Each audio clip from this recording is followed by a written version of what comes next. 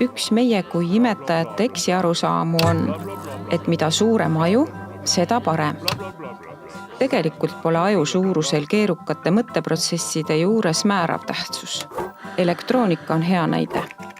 Seadmed muutuvad üha väiksemaks, ent sooritavad aina keerulisemaid toiminguid. Niisamuti leiab tilluke 8 jalg labürindist väljapääsu kiiremini kui koer. Ja ahvenaliste seltsi kuuluvad mudilad suudavad ühe ainsa tõusu põhjal kaardistada kogu allapoole jääva ranniku pinnavormid.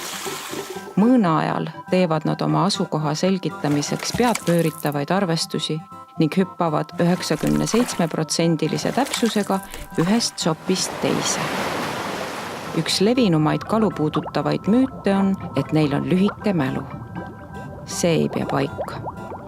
Uuringud on näidanud, et kalad mäletavad sündmusi ja tegevusi, teisi kalu ning isegi inimeste nägusid mitu kuud, isegi aastat pärast kokkupuudet. Kalad on ka isikupärased. Osad kalad on vaenulikud, teised jälle ujedad. Osad uudishimulikud, teised aga salakavalad.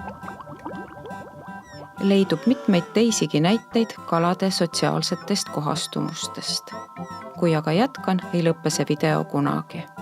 Soovitan lugeda Jonathan Balcombi raamatut Mida kala teab, kust leiate palju lisanäiteid. Vahest kõige muljetavaldavamaks näiteks kalade sotsiaalsest käitumisest on puhastajakalad. Nendega tutvume järgmises videos.